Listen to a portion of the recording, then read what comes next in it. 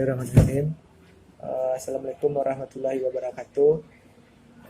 Perkenalkan, nama saya Febrian Bustami, NIM 18072031. Di sini saya akan mempresentasikan PowerPoint teknik pendingin dengan judul komponen utama refrigerasi dan tata udara. Baik, langsung saja masuk kepada komponen-komponen utama dari refrigerasi, yaitu kompresor. Kompresor adalah bagian terpenting dari sistem refrigerasi pada tubuh manusia. Kompresor dapat diumpamakan sebagai jantung yang memompa darah ke seluruh tubuh kita. Sedangkan kompresor menekan refrigeran ke semua bagian dari sistem.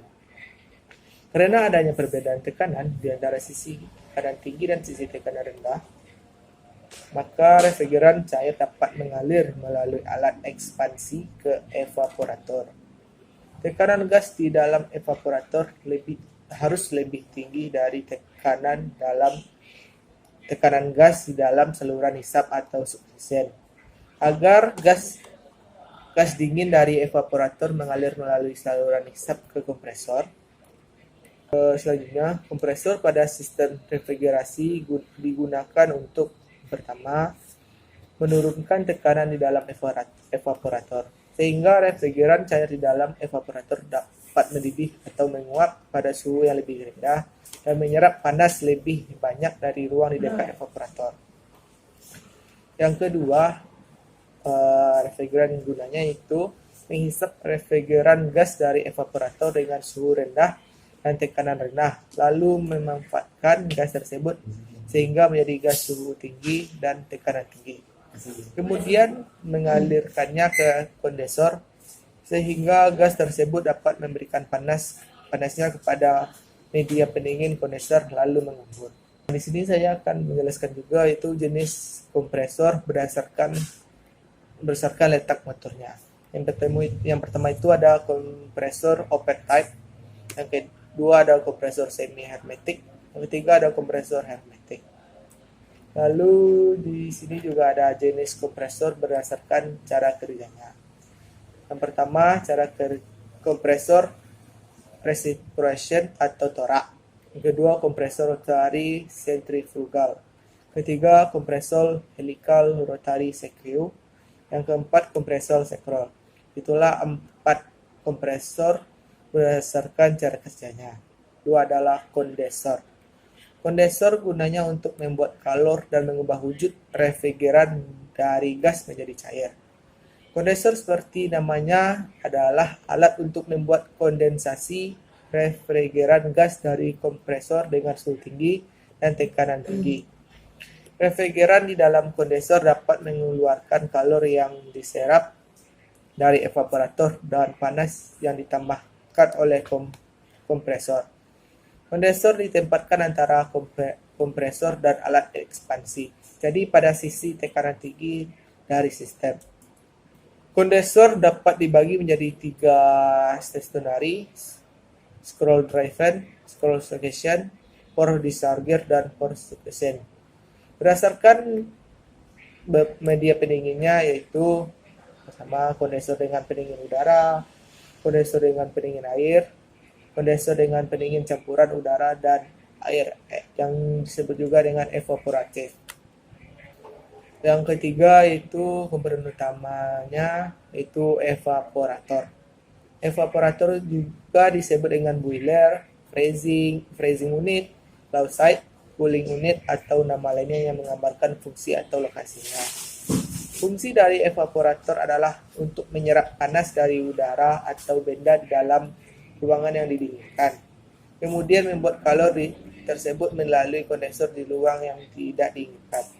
Kompresor yang sedang bekerja menghisap refrigeran gas dari evaporator sehingga tekanan di dalam evaporator menjadi rendah. Selanjutnya, evaporator dibuat dari bermacam-macam seperti logam, tergantung dari refrigeran yang dipakai dan pemakaiannya dari evaporator sendiri. Logam yang banyak dipakai seperti besi, baja, tembaga, kuningan, dan aluminium. Di sini saya akan menjelaskan jenis evaporator berdasarkan konstruksinya. Yang pertama ada bar tube evaporator, finite tube evaporator, flat surface evaporator. Ada juga jenis evaporator berdasarkan metode pemasukan refrigerannya. Yang pertama ada dry expansion evaporator, yang kedua ada fluided evaporator. Selanjutnya juga ada jenis evaporator berdasarkan sirkulasi udaranya. Yang pertama adalah ada natural convection evaporator, yang kedua ada forced convection evaporator. Baiklah, alat yang keempat yaitu alat ekspansi. Di sini yang disebut alat ekspansi adalah metering device. Pada sistem refrigerasi merupakan suatu tahanan yang tempatnya di antara sisi tekanan tinggi dan sisi tekanan rendah. Refrigeran cair yang mengalir melalui alat ekspansi, tekanannya diturunkan dan jumlahnya diatur sesuai dengan keperluan evaporator. Alat ekspansi harus memberikan kapasitas yang maksimum kepada evaporator, tapi tidak membuat beban kepada evaporator. Baik. Selanjutnya, berdasarkan cara kerjanya, alat ekspansi terbagi menjadi 6 jenis, yaitu pertama, keran ekspansi yang diputar dengan tangan atau manual. Sistem refrigerasi yang memakai keran ekspansi yang diputar dengan tangan harus selalu diawasi oleh seorang penjaga agar dapat memberikan jumlah refrigeran yang tertentu sesuai dengan keperluan dan keadaan sistem.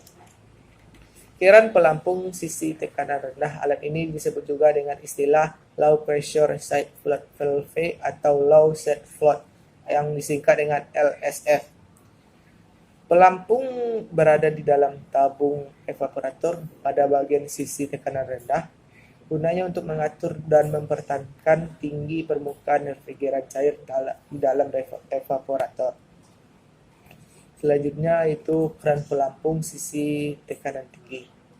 Alat ini disebut juga dengan istilah high pressure side float valve atau high side float yang disingkat juga dengan HSF. Pelampung dan jarum ditempatkan pada sisi tekanan tinggi dari sistem, yaitu pada saluran liquid. Perbedaan dengan keran pelampung sisi tekanan rendah,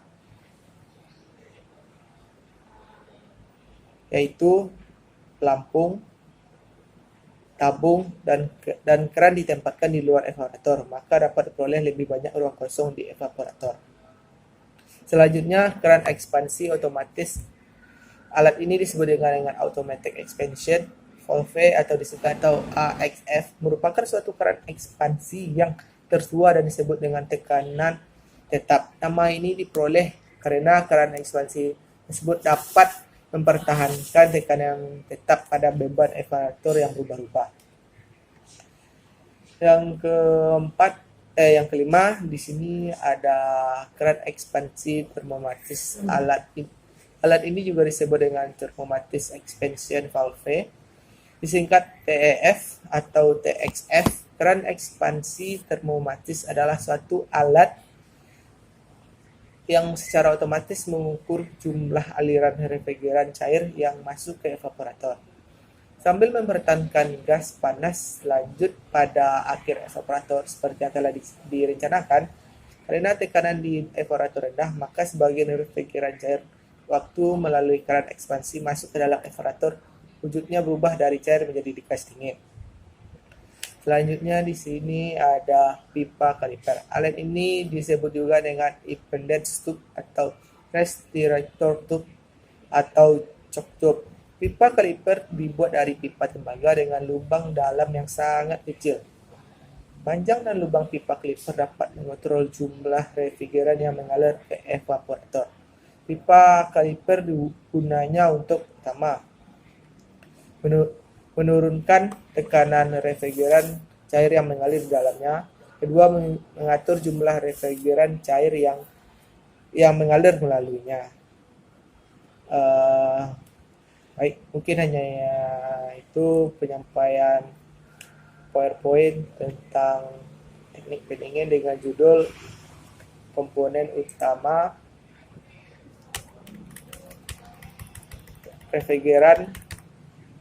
refrigeransi dan tata udara. Maaf jika ada salah dan kata. Saya tutup. Assalamualaikum warahmatullahi wabarakatuh.